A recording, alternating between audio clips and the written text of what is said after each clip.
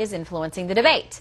Joining us now to talk about it, Republican Congressman Bill Huizenga, a member of the House Financial Services Committee. Also joining us, Judson Phillips, founder of Tea Party Nation. Gentlemen, welcome to you both.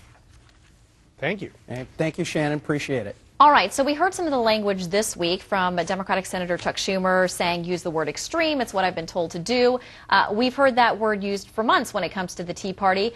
Now they seem to say, those on the other side of the aisle, that the Tea Party is essentially holding the GOP hostage. Take a listen to what Senate Majority Leader Harry Reid said a little bit earlier this week. I appreciate Speaker Boehner and the rest of his Republican leadership in the House. What a tremendously difficult job they have. I'm sure it's not easy trying to negotiate with the Tea Party screaming in their ears. All right, Congressman, are they screaming in your ears and holding you hostage?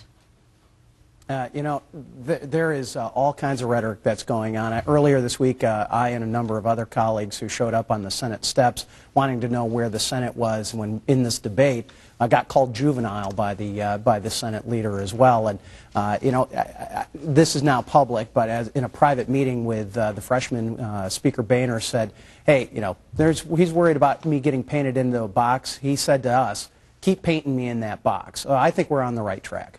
Yeah, and we have heard this from other Republicans as well who are not running from an association with the Tea Party. It's something we heard from the Senate's top Republican as well, Mitch McConnell. Here's what he had to say. The president has set the debate out entirely, and Democrats have the nerve to call anyone who expresses concern an extremist. If you're wondering where the Tea Party came from, look no further than that. All right, Judson, what is the Tea Party in this? Well, we're expressing the outrage of the American people.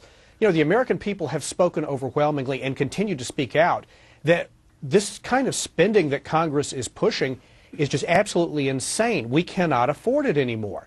We said this in the election in November, where there was an unprecedented shift in the House of Representatives. And even recently, a Rasmussen poll came out just a few days ago that said almost 60% of Americans would prefer to see a government shutdown. The party is saying to Washington is what America is saying to Washington. You have got to stop the spending. You have got to stop the spending now before we end up like Europe, totally bankrupt and insolvent. Congressman, are you worried about taking heat over a possible shutdown? What's your take on that? Yeah, no, going back home is a very healthy thing, and I think we're doing that on a regular basis with good purpose and reason. To go back and talk to people outside the Beltway, that's not reality. We need to make sure that we're going back home and communicating with our district. And the feedback that I'm getting is keep pushing. You got to keep pushing. Positive thing. All right, Judson, at the end of the day, do you think that the Democrats' attempts to paint you as extremist are getting any traction? How do you respond to them? Because as you said, you feel like you're doing what the average American wants. Yeah, well, this is what they always say. They always say we're radical, we're extreme, etc. Well, I think radical and extreme is driving the country into bankruptcy, which is what the Democrats want to do. They basically want to ignore the election that occurred this past November and just say, hey, we're going to keep these policies of incredible debt in place. We're going to continue spending money that we don't have. You want to talk about radical and extreme? Talk about Harry Reid. That's radical and extreme. His kind of spending. Say, doesn't he need to go back to that bordello in Searchlight, Nevada? Okay, I'm not going to touch that at all, but I do want to ask you, Congressman, quickly, several pieces of legislation, one's passed the Senate, I know a couple are pending in the House and have passed there as well, that would shut off paychecks to members of Congress and the President if the government does shut down. Do you support that? Yeah, I did, and that happened on a vote Friday. We reaffirmed H.R. 1, which was that $61 billion number, and I do want to note, too, when we were going through that original process, it was the most open process that Congress has ever seen going through that.